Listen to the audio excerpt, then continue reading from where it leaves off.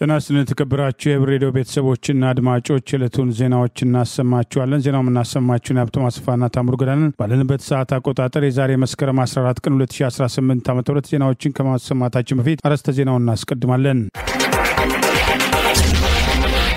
የፋኖ ከፍተኛ ወታደራዊ ድልና ያገዛዙ ወታደራዊ አዛዦች ድንጋጤ፣ የጠለምቱ ጥሪ ለወታደራዊ ድሉ የአርበኛ ዘመነ ካሴ ምላሽ፣ የመፈንቅለ ስልጣን ጉምጉምታ፣ የሹምሽር ወሬ፣ ዘመኑን የተነጠቀው መካስ፣ ትራምፕና ኤርትራ፣ ኬንያና ግብጽ የሚሉና ሌሎችም ወቅታዊ ዜናዎች አሉን። ዝርዝሩን እንሆ።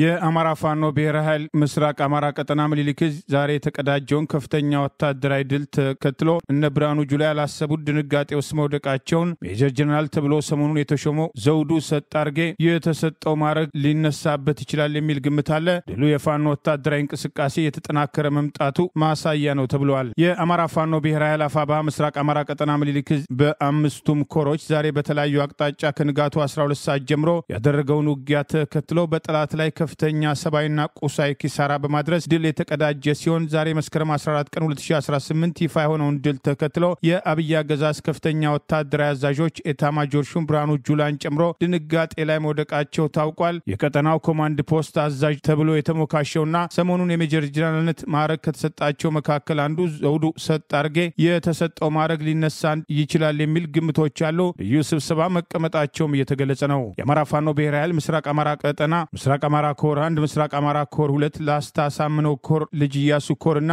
ጉስ ሚካኤል አሊ ኮር በተለያዩ ግንባሮች በአርበኛ አደም አሊ አባናደው ስም የተሰየመውን ዘመቻ ዛሬ ከንጋቱ 12 ሰዓት በመጀመር እስከ ቀኑ 8 ሰዓት ድረስ 6 ሞርታር፣ 6 ዲሽቃ፣ 14 ብሬን፣ 9 ስናይፐር፣ 438 ክላሽ በመማረክ 471 የጠላት ኃይል በመደምሰስ 175 መማረካቸውን 52600 ተተኳሽ፣ 9 ወታደራዊ ሬዲዮ፣ 148 ቦምብና 126 የአብይ አገዛዝ ስልጣን አስጠባቂ ጦር የቆሰለበት 37 የሞርታር ቅንቡላና 1 ሲኖትራክ ሙሉ ወታደራዊ ቁሳቁስ ሬሽን የተማረከ ሲሆን 1 ኦራል ወታደራዊ ተሽከርካሪ መማረኩን የአማራ ፋኖ ብሔራዊ ኃይል የሰሜን አማራ ቀጠና በላይ ዘለቀ እዝ የህዝብ ግንኙነት ኃላፊ ሆነው አርበኛ ዮሐንስ ንጉሱ በሰጠው ማብራሪያ ገልጿል። የአብይ አገዛዝ ስልጣን አስጠባቂ ጦር 12ኛና 61ኛ ክፍለ ጦሮች ዛሬ በነበረው ውጊያ በተለያዩ አቅጣጫዎች የተከፈተባቸውን ጥቃት ተከትሎ 12ኛ ክፍለ ጦር የተባለው 70% ኃይሉ በአማራ ፋኖ ብሔራዊ ኃይል ምስራቅ አማራ ቀጠና ምኒልክ በዚሁ በዘመቻ አርበኛ አደማሊ አባናደው መደምሰሱ ተገልጿል። አርበኛ ዮሐንስ ንጉሱ የአማራ ፋኖ ብሔራዊ ኃይል ሰሜን አማራ ቀጠና በላይ ዘለቀ ህዝብ በቀጠናው የነበሩ ወታደራዊ እንቅስቃሴዎችን አስታኮ በዝርዝር በየግንባሩ የነበሩ ወታደራዊ ድሎችን አብራርቷል። የተጀመረው ዘመቻ አርበኛ አደማሊ አባናደው በአምስቱም ኮሮች እና በዙ ልዩ ዘመቻ ከፍተኛ ተጋሩ በማድረግ አስደናቂ ድሎችን ነው እንግዲህ ንጎናጸፍ የተቻለበት ሁኔታ የተገኙ ድሎችም አንደኛ ምስራቅ አማራ ኮር 1 ሰሜን ወሎ ዞን ጉባላፍቶ ወረዳ ቁልፍ ወታደራዊ ቦታ በሆነቹ በቅሎ ማነቂያ የተገኙ ድሎች አሉ። አሳምነው ክፍለ ጦር ሞርተር 2፣ ብሬን መትረየስ የቡድን መሳሪያ 2፣ ክላሽኮፍ ንኖሶኮፍ የጦር መሳሪያ 76፣ ስታር ሽጉጥ 1፣ 7000 የብሬን ተተኳሽ ጥይቶች፣ 980 የክላሽ ተተኳሽ ጥይት፣ 1300 የዲሽቃ ተተኳሽ ጥይት፣ 95 የደረት 180 ወታደራዊ ሻንጣ፣ 5 መገናኛ አይኮም ወታደራዊ ሬዲዮ። እንደዚሁም ባለሽርጡ ክፍለ ጦር ደግሞ ምስራቅ አማራ ኮር 1 ባለሽርጡ ክፍለ ጦር የደቡብ ወሎ ዞን ወረባቦ ወረዳ መቀመጫ በሆነችው ቢስቲማ ከተማ ነው። እንግዲህ በቢስቲማ በጉቢሳና በጉሃ በሰቀላና ቴሌው ዙሪያ ከፍተኛ ውጊያ ያደረገ ሲሆን የጉቢሳ ምሽግ መሰረት የቻለበት የወረዳው ዋና መቀመጫ የሆነው ቢስቲማ ከተማን ሙሉ በሙሉ በፋኖ ቁጥጥር ስር በማድረግ ከፍተኛ ድል ነው ሊመዘገብ የቻለው። ባለሽርጡ ክፍለ ጦር የሐብሮ ወረዳ ቆላማ የአፋር አጎራባች አካባቢዎች የአፋር አጎራባች አካባቢዎች ማለት ነው በመቆጣጠር ህዝባዊ አስተዳደር የዘረጋው የባለሽርጡ ክፍለ ጦር ዛሬ የሃይቅ ደሴ ኮምቦልቻ ቆላማ አካባቢዎችን ከልጅ ኢያሱ ኮር ጋር ጥምረት በመፍጠር ወደፊት በማጥቃት ግስጋሴ ላይ ይገኛል። አውጃኖ ክፍለ ጦር 1 ዲሽቃ ማርኳል፣ 1 ስናይፐር እንደዚሁ ከጠላት ትክሻ ማርኳል። ክላሽ 40 የኖሶኮፍ የጦር መሳሪያ መማረክ ተችሏል። የብሬን ተተኳሽ 5000 ተማርኳል።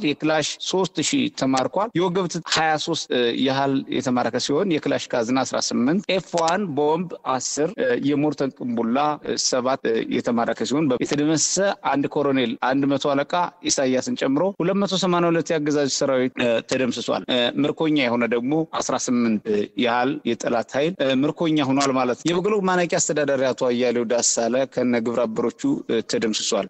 ይህም አስተዳዳሪ ከፍተኛ ባለስልጣን የሆነ ነው።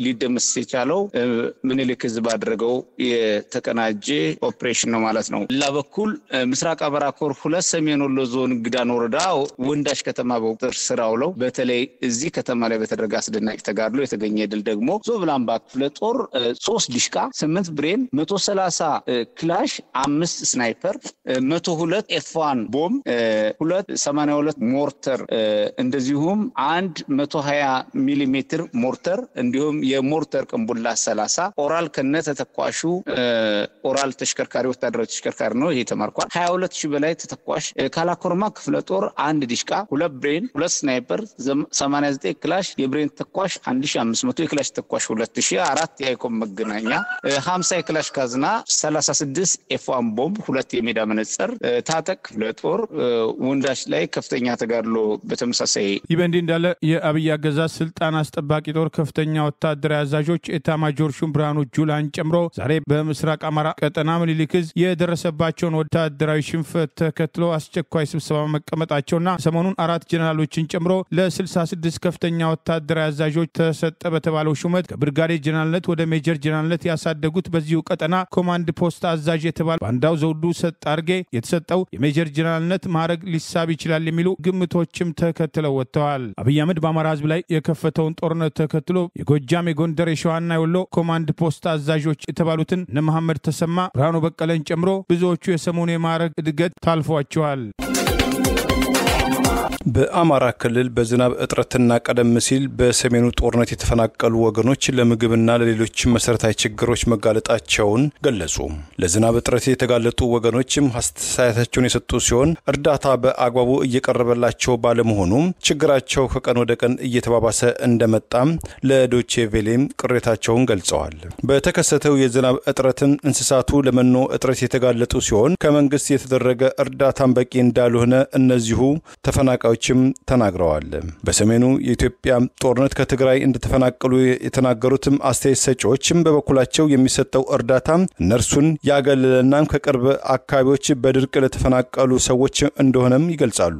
የጠለምት ወረዳም ግብርና ጽሕፈት ቤት ኃላፊው አቶ ግዛው ዘነበም ቀደም ሲል በወረዳው የዝናብ እጥረቱ ያስከተለውን ተጽዕኖ በተመለከተ በሰጡት መረጃም በወረዳ 11 ቀበሌዎች ከፍተኛ የዝናብ እጥረት በመከሰቱም በ6000 ሄክታር ማሳ ላይ ተዘርቶ በነበረው ምርትም አለመብቀሉም በሺዎች የሚቆጠሩ እንስሳትን በዚሁ ምክንያት መሞታቸውን ገልጸዋል። በአካባቢው የተከሰተውን የዝናብ እጥረት ተከትሎ ለችግር የተዳረጉ ወገኖችም ለማገዝ እርዳታ ለማሰባሰብ በራስ ተነሳሽነት ከተቋቋመ ኮሚቴ አስተባባሪዎች መካከል ወጣት አለማየሁ አብራህም እንደገለጸው በሀገር ውስጥም 4ና ከአገር ውጪም 8 ያህል አባላት ያሉት ኮሚቴም ባደረጉት እንቅስቃሴ 3.2 ሚሊዮን ብር በማሰባሰብ የምግብ እህል በማቅረብ ከ4400 በላይ ለሆኑ ወገኖችም እገዛ ለማድረግ መቻሉን ገልጿል። ሆኖም ችግሩ በጣም የሰፋ በመሆኑ ሁሉም የኢትዮጵያውያን እገዛ እንደሚያሻቸውም ጠይቋል። ለእርዳታ ማሰባሰቡ እገዛ ላደረጉ የኮሚቴው አባላትም ለአገዙም ወገኖችን በሙሉ ምስጋና ያቀረበው እገዛ ከተደረገላቸው አካባቢዎች መካከል የምስራቅ ጠለምት ወረዳ ግብርና ጽሕፈት ቤት ኃላፊው አቶ ግዛቸው ሙሉም በጎ አሳቢ ወገኖች ባደረጉት ድጋፍም 200 ኩንታል የምግብ እህል በዝናብ እጥረት ችግር ላጋጠማቸው ወገኖችም መሰጠቱን ገልጸዋል። አርበኛ ዘመነ ካሴን ጨምሮ የፋኖ አመራሮች ዛሬ በምስራቅ አማራ ቀጠና ምኒልክ የተገኘውን ከፍተኛ ወታደራዊ ድል አስታከው አስተያየታቸውን ሰጥተዋል፣ ደስታቸውን ገልጸዋል። የአማራ ፋኖ ብሔራዊ ኃይል ምስራቅ አማራ ቀጠና ምኒልክ ዛሬ በ5 ኮሮች በአርበኛ አደማሊ አባናደው ስም የሰየመው ዘመቻ ተከትሎ በተለያዩ ግንባሮች በ5ቱም ኮሮቹ የተቀዳጀው ከፍተኛ ወታደራዊ ድልን አስታኮ የአማራ ፋኖ ብሔራዊ ኃይል ማዕከላዊ ኮማንድ አባልና የአማራ ፋኖ ብሔራዊ ኃይል ምዕራብ አማራ ቀጠና ቴዎድሮስ እዝመሪ አርበኛ ዘመነ ካሴ እውነትም ዓለም ሲሰለጥን ወለየን ይመስላል። ቤተ አማራ መንፈሱ መሳሪያውም የሰለጠነ ህዝብ አማራ ፋኖ ብሔራዊ ኃይል ምኒልክ ዕዝ ድፍን አማራን አኩርታችኋል። ዋርካው ወታደራዊ ሰላምታዬ ባለህበት ይድረስ በማለት ዛሬ መስከረም 14 ቀን 2018 ዓ.ም በቀጠናው የተገኘውን ከፍተኛ ወታደራዊ ድል አስታኮ አስተያየቱን አስፍሯል። በቀጠናው ምክትል ሰብሳቢና የአፋብኃ ማዕከላዊ ኮማንድ አባል አርበኛ አስረስ ማረ ዳምጤም በበኩሉ ምስራቅ አማራ ላይ ደማቅ ታሪክ ተጽፏል በማለት የተገኙ ወታደራዊ ድሎችን ጭምር በማህበራዊ ሚዲያው በማጋራት አስተያየቱን አስፍሯል። በቆምንባት ሀገር ዳግም በነጻነት እንኖራለን በማለት በቀጠናው የተገኘውን ወታደራዊ ድል አስታኮ የአማራ ፋኖ ብሔራዊ ኃይል ምስራቅ አማራ ቀጠና ምኒልክ ዕዝ የፖለቲካ ጉዳይ ኃላፊና የአፋብኃ ማዕከላዊ ኮማንድ አባል አርበኛ ሄኖክ አዲሴም አስተያየቱን አስፍሯል። የአብይ አህመድ ስርዓት የአማራን ህዝብ ከኢትዮጵያ ምድር ለማጥፋት ትላንታችንን በተረት ተረት ዛሬያችንን በጦርነት ነጋችንን ደግሞ በባርነት ለመደምደም እየታተረ ይገኛል በማለት የዛሬውን ድል አስታኮ ባሰፈረው አስተያየት ምንም እንኳን ጦርነት ህዝባችን የማይፈልገው ጉዳይ ቢሆንም የፋሽስቱ ስርዓት የሰጠን አማራጭ ግን ሁለት ብቻ ነው። ለነጻነት መስዋዕትን ወይም ባርነትን፣ ከባርነት ከነጻነት አንዱን እንድንመርጥ ስለተገደድን ለነጻነታችን በክብር መቆምን ወይም በክብር መስዋዕትን መቀበል ምርጫችን አድርገናል ሲል ገልጿል። በዛሬው ዕለት የምስራቅ አማራ ቀጠናው የአፋብኃ ምኒልክ ዕዝ ሰራዊት ጀብዱን በባርነት ከመሞት ይልቅ ለነጻነት በክብር መስዋዕት በመረጠው ሰራዊታችን የተገኘ አስገራሚ የውጊያ ድል ነው ሲል ጠቅሶታል። የምኒልክ ዕዝ የጦርነት ጠበብቶች ለነጻነቱ ሲል በተሰዋው በጀግናችን በአርበኛ አደማሊ አባናደው ስም የጀመሩት ዘመቻ የቁጭትና ያልበገር ባይነት ማሳያ ሲሆን ለነጻነቱ የሚታገለውን የሰራዊታችንን የማድረግ አቅም ያሳዩበት ነው ብለዋል። በዚህ አጋጣሚ ለጀግኖቹ የጦር ጠበብቶችና ለጀግናው ሰራዊታችንን በህዝባችን ብርቱ ተጋድሎ በሰራዊታችን ጀግነትና አማራዊነት አባቶቻችን ጠብቀው ባቆዩልን ባቆምናትና በቆምንባት ምድር ዳግም በነጻነት እንኖራለን። በስኬት የጀመርነው ዘመቻም ሌሎች ዘመቻዎችን በመውለድ በነጻነት ይደመደማል ሲል አስተያየቱን አስፍሯል። የአማራ ህዝብ በኢትዮጵያ ምድር ከሰማይ በታች የሚታወቅ ያላየውና ያልቀመሰው የበደል አይነት የለም ያለው አርበኛ ሄኖክ አዲሴ ይህንን በደል የምንገረስሰው ደግሞ በእኛ በልጆቹ የተባበረ ክንድ ነው ሲል አስተያየቱን አስፍሯል። እያንዳንዱ ሰራዊታችን በያዘው አፈሙዝ፣ እያንዳንዱ ሰራዊታችን በታጠቀው ህዝባዊነት፣ እያንዳንዱ ሰራዊታችን ባሰምረው አማራነት ትግላችን የአማራን ህዝብ የህልውና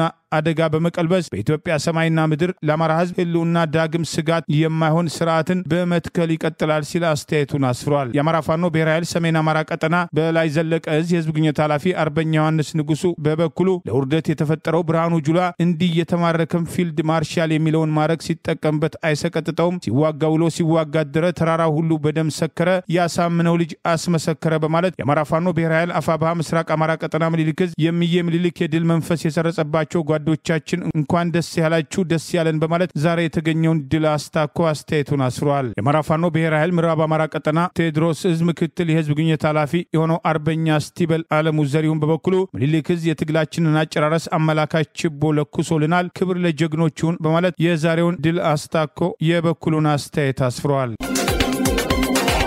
በትግራይ ክልል ካለፈው መስከረም 8 2018 ዓ.ም ጀምሮ ከ300 በላይ ሰዎች በኮሌራ በሽታ መያዛቸው ተገለጸ።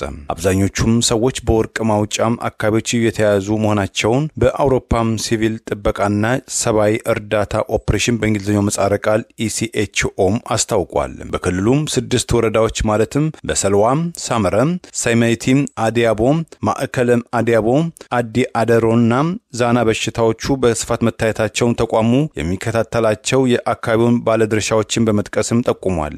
የወረርሽኙ የሞት ምጣኔም በእንግሊዝኛው ምህጻረ ቃል CFR 3.1% የተመዘገበ ሲሆን አብዛኞቹ ህሙማን በማዕድን ማውጣት ስራ ላይ የተሰማሩ ወንዶች መሆናቸውም ተገልጿል። ከዚህም በተጨማሪ አዳዲስ የኮሌራ ወረርሽኝ ታማሚዎች በአማራና በቤንሻንጉል ጉሙዝ ክልሎች መታየታቸው የገለጸው ተቋሙ የተደራጀና ወቅታዊ መረጃም እስካሁን ማግኘትም አለመቻሉንም አመልክቷል። ትግራይን በተመለከተም የጊዜ አስተዳደሩ ፕሬዝዳንት ሌተና ጀነራል ታደሰ ወረደ ከፕሪቶሪያው የሰላም ስምምነት በኋላም ያልተፈቱ ያላቸው በርካታ ጉዳዮች ቢኖሩም አስተዳደራቸው ሰላምን ለማጠናከርና ወደ ጦርነት ላለመመለስም እየሰራ መሆኑን ገለጹ። ባለፈው መስከረም 13 2018 ዓ.ም በኢትዮጵያ ዓለም አቀፍ ፍልሰተኞች ድርጅትም ተወካይ አቤቶ ዋኒ ጋር በተገናኙበት ወቅት አስተያየታቸውን የሰነዘሩት ሌተና ጀነራል ታደሰ ክልሉ ለጦርነት የተዘጋጀ ነው በሚል ከፌደራል መንግስቱ በኩል ለቀረበው ስጋት ምላሽ የሰጡት ሲሆን አስተዳደራቸው በማንኛውም ምክንያት ጦርነት ለማስወገድ በትጋት እየሰራ መሆኑን ገልጸው በትግራይ በኩል የሚጀመር ጦርነት አይኖርም ሲሉም አስተያየታቸውን ሰንዝረዋል። ባለፈው ሳምንትም በክልሉ የጦርነት ደመና እንዳለ የገለጹት ሌተና ጀነራል ታደሰ ወረደ የፌደራል መንግስቱ የፕሪቶሪያውን የሰላም ስምምነትም ቁልፍ ድንጋጌዎችን እንዲያከብርም ሲሉም አሳስበው ነበር። በወቅቱም ከህዝባዊ ወያኔ ሓርነት ትግራይ ህወሓት ከፍተኛ አመራሮች ካድሬዎች ጋር በተደረገውና ለሁለት ቀናት በዘለቀው መድረክ ላይ ንግግር ያደረጉት የጊዜ አስተዳደሩ ፕሬዝዳንት የፖለቲካ የጸጥታ ሁኔታዎችን ደካማ ሲሉ የገለጹ ሲሆን ለመድረኩ ተሳታፊዎችም ሲናገሩ ሁላችንም እንደምናውቀው አሁን ያለው ሁኔታ ውስብስብ ነው። የጦርነት ደመናዎች በግልጽ እየታዩ ነው። ከጊዜ ወደ ጊዜ የሚለዋወጡ ትልልቅና ትንንሽ ሁኔታዎች አሉ። በዚህ መካከል ግን የሰላም እድሉ አልተዘጋም ብለው ነበር። ሌተና ጀነራል ታደሰ በኢትዮጵያም ከአይኤም ጽህፈት ቤት ኃላፊው ኤባቶ ዋኒ ጋር በነበራቸው ቆይታ ጊዜ አስተዳደሩ ከፌደራል መንግስት ከዓለም አቀፍ ድርጅትና በኢትዮጵያ ከሚገኙ ዲፕሎማቶች ጋር ያለውን ግንኙነት በማጠናከር ለሰላም ያለውን ቁርጠኝነት ማሳየቱን ገልጸዋል። በማከልም ሰላምን ለማስፈን ያልተፈቱ ጉዳዮች በተለያየም የተፈናቀሉ ሰዎችን የመመለስም ሰብአዊ እርዳታ የማዳረስ ፖለቲካ ጉዳዮች መፈታት አለባቸው ማለታቸው ተዘግቧል።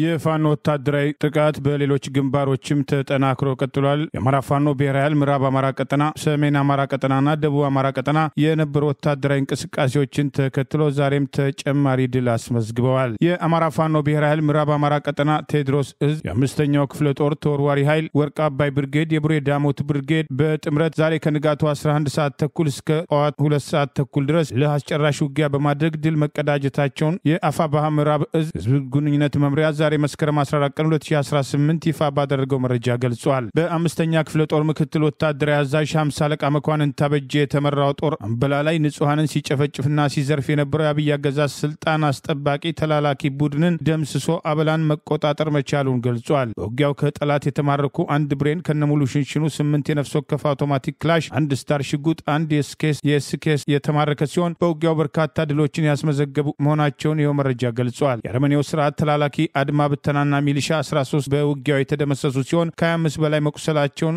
የቆሰሉትን የቀረው ኃይል ወደ ሁዲት ከተማ እየተጎተተ መግባቱን ውጊያውን የመራው 5ኛ ክፍለ ጦር ምክትል ወታደራዊ አዛዥ 50 አለቃ መኳንን ታበጀ መረጃውን ማድረሱን የህዝብ ግንኙነት ክፍሉ ጠቅሷል። ይህ በእንዲህ እንዳለ የአማራ ፋኖ ብሔራዊ ኃይል ሰሜን አማራ ቀጠና በላይ ዘለቀ እዝ አንደኛ ኮር ሜጀር ጀነራል ውባንታ ባተ ተወርዋሪ ክፍለ ጦርና ጉና ክፍለ ጦር ጣይቱ ሻለቃ ዛሬ መስከረም 14 ቀን 2018 በጠላት ላይ ወሰዱትን እርምጃ ተከትሎ ድል መቀዳጀታቸው ተገልጿል።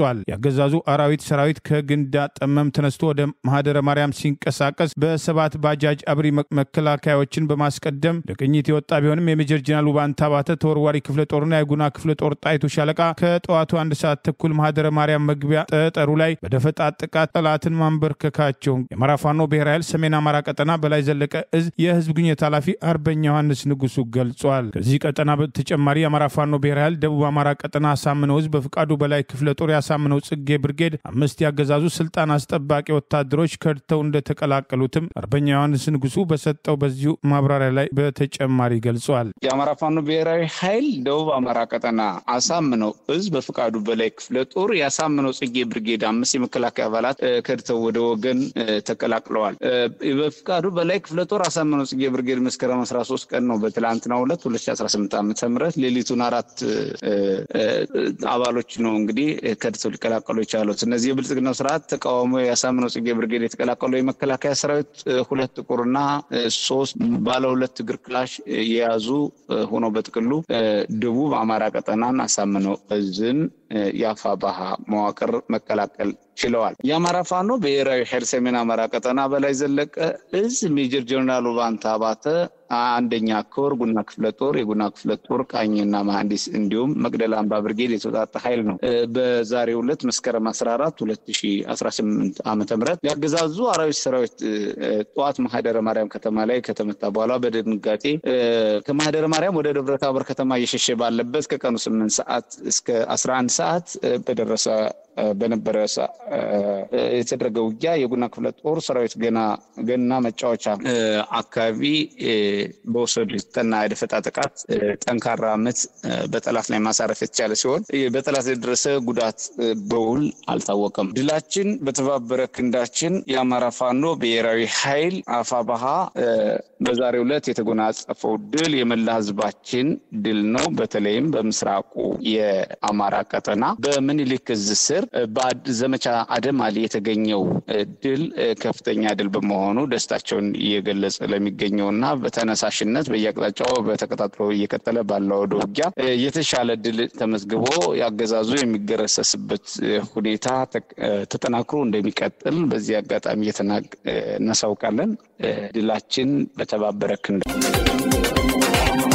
አብይ አህመድ የመፈንቅለ መንግስት ስጋት እንዳለው የሚጠቅሱ መረጃዎች ወጥተዋል። ብርሃኑ ጁላን ከስልጣን በማንሳት ሌላውን የኦሮሞ ብሔር ተወላጅ ጄኔራል ጌታቸው ጉዲናን ይሾማል የሚሉ ጉምጉምታዎች ተጠናክረው ቀጥለዋል። የሰሞኑ ሹምሽር በአገዛዙ ከፍተኛ ወታደራዊ አዛዦች መካከል ከሹመት ተረስተናል የሚሉ ቅሬታ እንዳላቸው የሚጠቅሱ አስተያየቶችን መውጣት ጀምረዋል። በአማራ ህዝብ ላይ ጦርነት የከፈተው አብይ አገዛዝ ስልጣን አስጠባቂ ጦር አገራዊ ራዕይ የሌለው የሀገርንና የህዝብን አደራ መወጣት ያቃተው የስርዓቱ አገልጋይ ሆነው መከላከያ ውስጥ ከፍተኛ ወታደራዊ አዛዦች መፈንቅለ መንግስት ሊያደርጉብኝ ይችላል የሚል ስጋት ላይ መውደቁን ራጆ ሚዲያ የተሰኘው በሶማሌ ጉዳይ ሰፊ ትኩረት ሰጥቶ የሚንቀሳቀሰው የማህበራዊ ሚዲያ የተለያዩ መረጃዎችን ጠቅሶ ዘግበዋል። ባለፈው ቅዳሜ 4 ጄኔራሎችን ጨምሮ ለ66 ከፍተኛ ወታደራዊ አዛዦች የተሰጠውን ሹመት ተከትሎ ከሹመቱ ተረስተናል ያሉ ቅሬታ እንዳላቸው የተገለጸ ሲሆን አብይ በበኩሉ መፈንቅለ መንግስት ይደረግብኛል የሚል ስጋት ላይ መውደቁን ይህንን ተከትሎ ሹምሽር ሊደረግ እንደሚችል በስፋት አስተያየቱን አስፍሯል።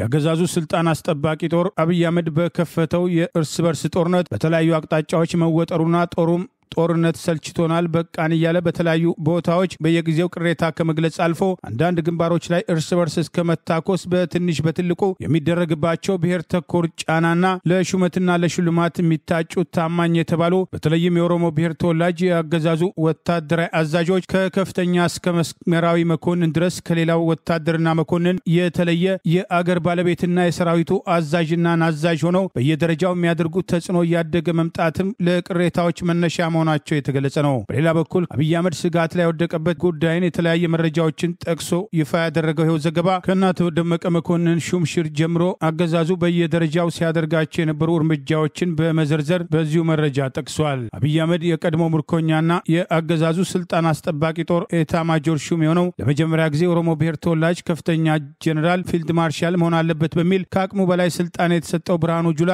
ባለፉት 7 ዓመታት አብይ አህመድ በከፈታቸው እርስ በርስ ጦርነቶች ውጤት አላመጣም፣ በአደባባይ የሚናገራቸው ፖለቲካ ኪሳራ አምጥቶብናል በሚል በምትኩ ሌላው የኦሮሞ ብሔር ተወላጅና የቀድሞ ምርኮኛ የአገዛዙ ስልጣን አስጠባቂ ጦር የደህንነት ኃላፊና የኦሮሞ ኮማንድ ፖስት በሚል በአማራ ህዝብ ላይ የተከፈተውን ጦርነት ተከትሎ አብይ አህመድ ያቋቋመው የስውሩ ኮማንድ ፖስት ከብርሃኑ ጁላ ቀጥሎ ከወታደራዊ አዛዦች ምክትል ሰብሳቢ ሆኖ እያገለገለ የሚገኘው ጄኔራል ጌታቸው ጉዲና ብርሃኑ ጁላ ሊተካው ይችላል የሚሉ ግምቶችም መውጣት ጀምረዋል። ብርሃኑ ጁላ ሰሞኑን እጩ መኮንኖች በተመረቁበት ወቅት ምርቃታቸውን አስታኮ በሰጠው አስተያየት ኤርትራን ለመውረር መዘጋጀታቸውና ለዚሁ ጦርነት የታጩ መሆናቸውን የገለጸ ሲሆን ይህንኑ ንግግሩ አውጥቶት የነበረው የመከላከያ ማህበራዊ ገጽ ከዩቱብ ገጹ ላይ ያነሳው ሲሆን በአደባባይ በመፎከር አማራን በ3 ወር ውስጥ ትጥቅ ብቻ ሳይሆን ቀበቶና አስፈታለን ያለው ብርሃኑ ጁላ አብይ አህመድ የቋመጠለትን ድል ማምጣት አለመቻሉ በተለይም ከኤርትራ ጋር ጦርነት ውስጥ ከገቡ የብርሃኑ ጁላ ኤታ ማጆር ሹምነት በሰራዊት ውስጥም ጥያቄ የሚነሳበት መሆኑን ታሳቢ በማድረግ ሹምሽሩ ሊሆን ይችላል የሚሉ ተጨማሪ ግምቶችም መነሳት ጀምረዋል። ከዚህ ቀደም ከህወሓት ጋር አብይ አገዛዝ ያደርጋቸው የነበሩ ጦርነቶችን ተከትሎ ጦርነቱን እያጠናቀቅን ነው፣ የለቀማ ስራ ብቻ ቀርቶናል ያለው ብርሃኑ ጁላ ትግራይን ለቀው እስከ መውጣት የደረሰው ወታደራዊ ሽንፈትና ጦርነቱን አማራ ክልል ጎትተው ከመጡም በኋላ ይሰጣቸው የነበሩ መግለጫው ከተጨባጭ ሁኔታው ጋር የሚቃረኑ መሆናቸው በተደጋጋሚ አስቃለሁ ብሎ በንግግሮቹ የሚሳቅበትና የሚተችበት መሆኑ ሲጠቀስ ቆይተዋል። የኢትዮጵያን አንድነት በርስ በርስ ጦርነት እያዳከመ የሚገኘው አብይ አህመድ ለአረብ ኤሚሬት ሲል የአሰብ ወደብን ለመቆጣጠር በኢትዮጵያ ህዝብ ስም ከኤርትራ ጋር ጦርነት ውስጥ ከመግባት ይልቅ ኤርትራ ጋር በህግና በሰላም የአሰብ ወደብን የይገባኛል ጥያቄ ማንሳት የሚቻልበትን እድል ወደ ጎን እየገፋ መሆኑ አንዳንዶች የጦርነቱን ዓላማ በጥርጣሬ ሲያነሱ ቆይተዋል። የኤርትራ መንግስት ከፍተኛ ባለስልጣናትና የአሜሪካ አቻዎቻቸው በአሜሪካው ኒውዮርክ ግዛት ተገናኝተው በጋራና ቀጠናዊ ጉዳዮች ዙሪያም ሊመክሩ ነው ተባለ። በዲፕሎማቲክ መረጃዎች ዙሪያ የሚያውጠነጥነው አፍሪካን ኢንተለጀንሲ መጽሔትም እንደዘገበው በተባበሩት መንግስታት ድርጅትም የመሪዎች ስብሰባ ላይ ለመታደም ወደ ኒውዮርክም ያቀኑት የኤርትራው የውጭ ጉዳይ ሚኒስትር አቶ ኡስማን ሳሌህ በአፍሪካ የፕሬዚዳንት ዶናልድ ትራምፕ ልዩ አማካሪ ከሆኑት ማሷድ ቡሎስ ጋር በኒውዮርክም ተገናኝተው አሜሪካ ስጋት አለኝ በምትለው በአፍሪካ ቀንድ የሚታየው ጦርነትና ግጭትም እንደዚሁም በቀይ ባህር ጉዳይ ይመክራሉ ተብሎ ይጠበቃልም ብሏል። የፕሬዚዳንት ዶናልድ ትራምፕ ሴት ልጅ ቴፋኒ ትራምፕ ባለቤት የሆኑት ማይክል ወላጅ አባትና የንግድ ሰው የሆኑት ሞሳድ በቅርቡ በኢትዮጵያ ጉብኝታቸው ከጠቅላይ ሚኒስትር አብይ አህመድ ከፕሬዚዳንት አምባሳደር ታዬ አጽቀሥላሴና ከአፍሪካ ህብረት ኮሚሽነር ሊቀመንበሩ መሐመድ አሊ ዩሱፍ ጋር በአገራዊና ቀጠናዊ ጉዳዮች ዙሪያ ውይይትም ከማድረጋቸውን በተጨማሪ በታላቁ የኢትዮጵያ ህዳሴ ግድብ ምርቃትን በማስመልከት አዲስ እውነታም ተፈጥሯል፣ በቀጣይነትም ዘላቂ ሰላምና ተጠቃሚነት ለማምጣት ምክክር ያስፈልጋል የሚል ምክረ አስተያየት መሰንዘራቸው ተመልክቷል።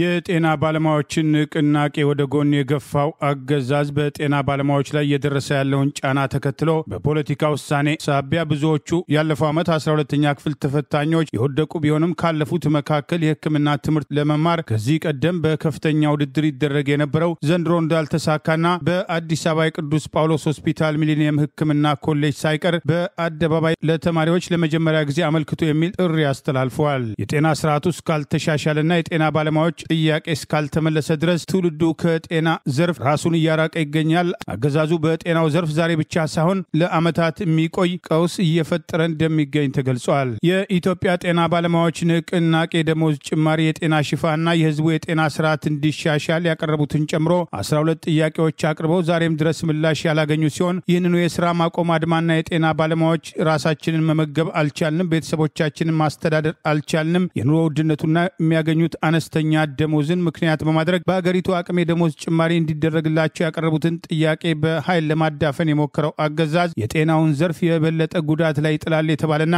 አዲሱ ትውልድ ከሕክምናው ዘርፍ ራሱን እያራቀ መሆኑ ግልጽ ማሳያ ነው የተባሉ እርምጃዎች ተከትለው ቀርበዋል። የኢትዮጵያ ጤና ባለሙያዎች ንቅናቄ ጥያቄያችን እስኪመለስ በፍጹም ወደኋላ አንልም በሚል ዛሬም በማህበራዊ ሚዲያ ጥሪ ያቀረበ ሲሆን እየራበን አንሰራም በማለት መስከረም 5 ቀን 2018 ዓ.ም ሊያደርጉት የነበረውን የስራ ማቆም አድማ ካራዘሙ በኋላም ዛሬም በንቅናቄ ማህበራዊ ሚዲያ ጥሪያቸውን አጠናክረው ቀጥለዋል። ትውልድ ይዳን፣ ሕክምና በእኛ ይብቃ በማለት ጥያቄያቸው አለመመለሱን ተከትሎ ትውልዱ የሕክምና ትምህርት ለመማር ፍላጎት እያጣ መምጣቱ ይህም ዛሬም በቂ በጀት ለጤናው ዘርፍ ያልመደበው የአብይ አገዛዝ በቀጣዮቹ ዓመታት የጤናውን ዘርፍ የባለሙያ እጥረት ሊገጥመው እንደሚችል ከወዲሁ ግልጽ ማሳያ መሆኑንና የአገሪቱን የጤና ስርዓት ከፍተኛ አደጋ ውስጥ የሚጥል እርምጃ እየወሰደ መሆኑ ተገልጿል። ትውልዱ ሕክምና መማር ምን ያህል እንደ እርግማን እየቆጠረ እንደሆነ ተመልከቱ ማለት የኢትዮጵያ ጤና ባለሙያዎች ንቅናቄ በማህበራዊ ገጹ በአዲስ አበባ የሚገኘው ቅዱስ ጳውሎስ ሚሊኒየም ሜዲካል ኮሌጅ ለ12ኛ ክፍል ተፈታኝ ውጤት ለመጣላቸው ተማሪዎች የሕክምና ትምህርት እንዲማሩ ማስታወቂያ እስከ ማውጣት የደረሰበትን እርምጃ አያይዞ አቅርበዋል። የሕክምና ተማሪ ለመሆን 4 እና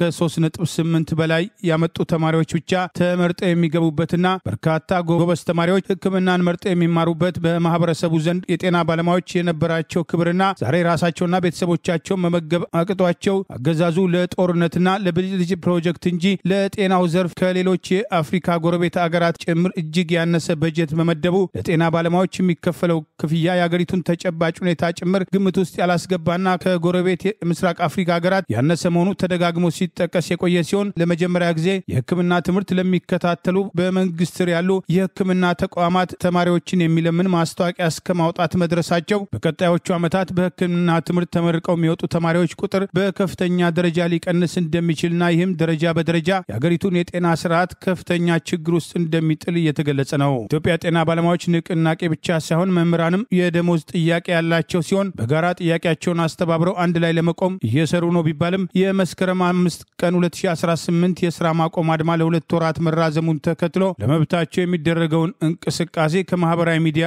ወጥቶ በተግባር የስራ ማቆም አድማና አንድነታቸው ሊገለጽ ይገባል የሚሉ ጥሪዎችም ተከትለው ቀርበዋል። ከመምህራንና ከጤና ባለሙያዎች በተጨማሪ ሌላውም የመንግስት ሰራተኛ ንቅናቄውን በመቀላቀል የበኩሉን አስተዋጽኦ እንዲያደርግና ህዝቡም ጥያቄያቸውን እንዲደግፍ በተደጋጋሚ ጥሪ ሲቀርብ መቆየቱ አይዘነጋም። በአሜሪካም ካሊፎርኒያ ግዛት ያለ ጥፋታቸው ለ38 ዓመታት በእስር ቤትም ተወርውረው የነበሩት አዛውንት የ25 ሚሊዮን የአሜሪካን ዶላር የሞራል ካሳም ተበየነላቸው። ግለሰቡ ግን ገንዘብ ወርቃማው የህይወት ዘመኔን አይመልስም በማለትም ቅሬታቸውን አሰምተዋል። እንደ ፈረንጆቹ አቆጣጠር በ1983 ከጾታ ትንኮሳና ከግድያ ጋር በተያዘም ክስ ቀርቦባቸው ለእስራት የተዳረጉት የ72 ዓመቱ ማርክሲዮስ ሄስቲንግስ ለ10 ዓመታት ንጽህናቸውን ሲገልጹና ሲከራከሩ ቆይተው የዲኤንኤ ናሙና እንዲወሰድ ጥያቄ ቢያቀርቡም በወቅቱ ባለስልጣናትም ጥያቄያቸውን ውድቅ አድርገውባቸው ቆይተዋል።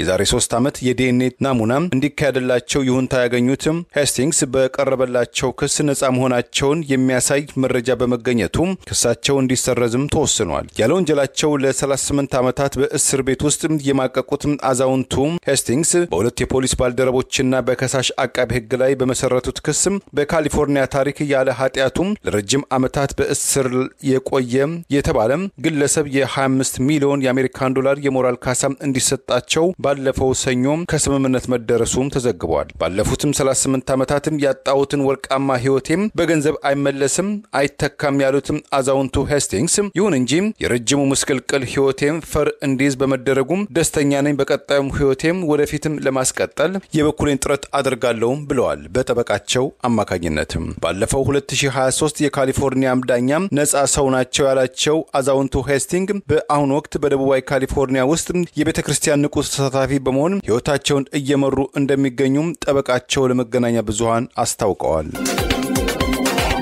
አብይ አህመድ በደቡብ አጽፎታል የተባለው የመደመር መንግስት የተሰኘው መጽሐፉን በግዳጅ በየመስሪያ ቤቶቹ በስራ ኃላፊዎች አማካኝነት እንዲከፋፈል ያዘዘ ሲሆን ሰራተኞች ከፍላጎታቸው ውጪ በስማቸው መጽሐፍ ይፈልጋሉ እንዲላክልን እየተባለ የሚጻፉ ደብዳቤዎች ቅሬታ እያስነሱ መሆኑ ታውቋል። በኢትዮጵያ እርስ በርስ ጦርነት በማስፋፋት ሃይማኖትና ብሔር ተኮር ጥቃቶች ዛሬም ድረስ ባልተቋረጡበት ዜጎች ከቤታቸውና ንብረታቸው እየተፈናቀሉ ሜዳ የሚጣሉበት በኮሪደር በጫካ ልማትና ወንዝ ዳር ልማት ሽፋን ዜጎችን በማፈናቀል መድረሻ እያሳጣ የሚገኘውና የመቀነስ አገዛዝ የተባለው የአብይ አስተዳደር የመደመር መንግስት በሚል በደቡብ ያጻፈው መጽሐፍ የተለያዩ መንግስታዊና ከመንግስት ጋር ግንኙነት ያላቸው ድርጅቶች የሥራ ኃላፊዎች የመደመር መንግስትን በሰራተኛው ስም እንዲያዙ እየተደረገ ሰራተኞች ፍላጎታቸው ሳይጠየቅ መጽሐፉን አንብቡ ሳይታወቅና በግዳጅ መጽሐፍ ከደሞዛቸው እየተቆረጠ እንዲመጣ ለማድረግ እንቅስቃሴ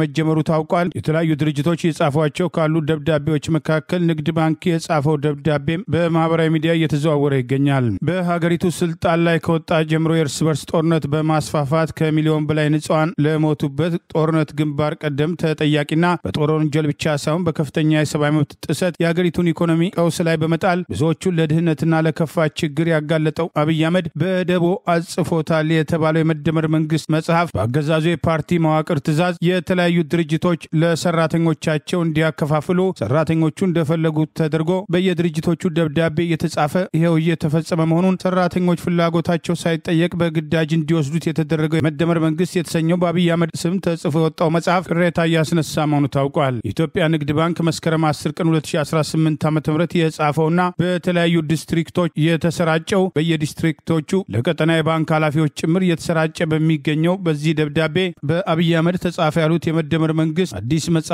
በየባንኩ ቀጠና ስር ያሉ ሰራተኞች በፍላጎታቸው መጽሐፉ ይምጣልን ብለዋል በማለት ያገዛዙ ካድሬዎችን ትእዛዝ የተቀበሉ የባንኩ ስራ ኃላፊዎች በሰራተኛው ስም ደብዳቤ ጽፈው ያሰራጩ ሲሆን ይህንኑ ተከትሎ ሰራተኛው ከደሞዙ እየተቆረጠ መጽሐፉ እንዲሰጠው ይደረጋል ተብሏል። ዛሬም በአማራ ህዝብ ላይ የከፈተውን ጦርነት በኃይል አሸንፋለሁ በሚል የቀጠለውና በተለያዩ አቅጣጫዎች እየተወሰደ ባለ የፋኖ ተጋድሎ አገዛዙ ያሰበውን ማሳካት አለመቻሉ በኦሮሚያ ክልል ዛሬም ያልተቋረጠ ጦርነት መኖር የሀገሪቱን ኢኮኖሚ በዓለም አቀፉ የገንዘብ ድርጅት IMF እና የዓለም ባንክ ትዕዛዝ ቀውስ ውስጥ የከተተው አብይ አህመድ በመንግስት ወጪ መጽሐፍ ከማስመረቅ አልፎ በግዳጅ እንዲከፋፈል በብልጽግና ፓርቲ ካድሬዎች በኩል እየወሰደ ያለው እርምጃ በክፉ ስራው ድምፁን ጭምር መስማት ለጠላው ህዝብ የፖለቲካ ሰብዕናውን ለመገንባት የሚያደርገው ጥረት አካል መሆኑን አንዳንዶች በቅሬታ ሲያነሱ እንደነበር አይዘነጋም። የኬንያ መንግስት የፓርላማ አፈ ጉባኤው ሞሴስ ጎቴሌ ግብጽ በታላቁ የኢትዮጵያ ህዳሴ ግድብ ከኢትዮጵያ ጋር የገባችውን ሰጣ ገባን ወደ ጎን በማድረግ ራሷን ለድርድር እንድታዘጋጅም አሳሰቡ። የኬንያው ፕሬዝዳንት ዊሊያም ሩቶ በቅርቡ በታላቁ የህዳሴ ግድብ ምርቃት ላይ በመታደማቸው ግብጽ ቅሬታ እንዳላትም ገለጸች።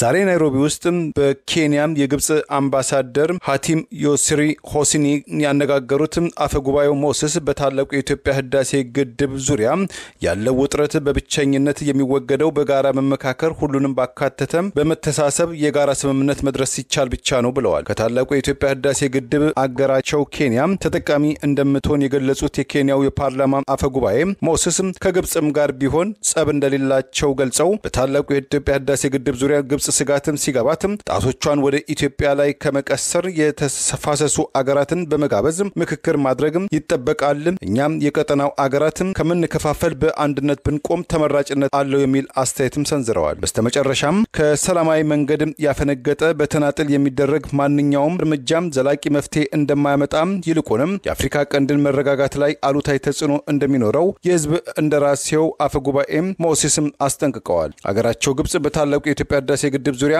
አሳሪና አስገዳጅ ስምምነት እንዲደረስም ላለፉት 10 ዓመታት ጥረት ስታደርግ እንደነበረም ያወሱት የግብጹ ዲፕሎማት በፕሬዝዳንት ዶናልድ ትራምፕ የመጀመሪያው የስልጣን ዘመን ዋሽንግተን ዲሲ ላይ አስገዳጅና አሳሪ ስምምነትም ለመፈራረም ከመጨረሻው ምዕራፍ ላይ ተደርሶ እንደነበረ የኢትዮጵያ ልኡካን ቡድን መድረኩን በመጨረሻው ደቂቃ ረግጠው ወጡም የኢትዮጵያ ባለስልጣናት በዓለም አቀፍ ህግም ተገዦችም ሳይሆኑ ድርድርን ጊዜ ለማግኛ ወይም ለመግዣ ይጠቀሙበታል ሲሉም ወክሰዋል። ሁሉም የአባይ ተፋሰስ አገራት ከወንዙ ተጠቃሚ የመሆን መብት እንዳላቸው አገራቸው ግብጽ ታምናለች ያሉት የግብጹ ዲፕሎማት የኬንያው ፕሬዝዳንት ዊሊያም ሩቶም በታላቁ የኢትዮጵያ ህዳሴ ግድብ ምርቃት ላይ ከመገኘታቸውም አልፈው ንግግር በማድረጋቸው ግብጽ ቅሬታ እንዳደረባትም ገልጸዋል። ይሁን እንጂ ግብጽም ኬንያ እንደ ታማኝና ወዳጅ አገር መመልከቷም ይቀጥላልም ሲሉ የመንግስታቸውን አቋም ገልጸዋል።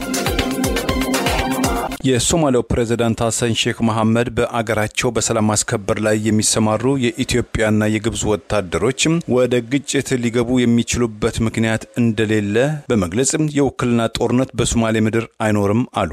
ፕሬዝዳንት ሐሰን ሼክም ከቢቢሲ ጋር ቆይታ ያደረጉ ሲሆን ከኢትዮጵያና ግብጽም ጋር ስላላቸው ግንኙነትም ተጠይቀው ነበር።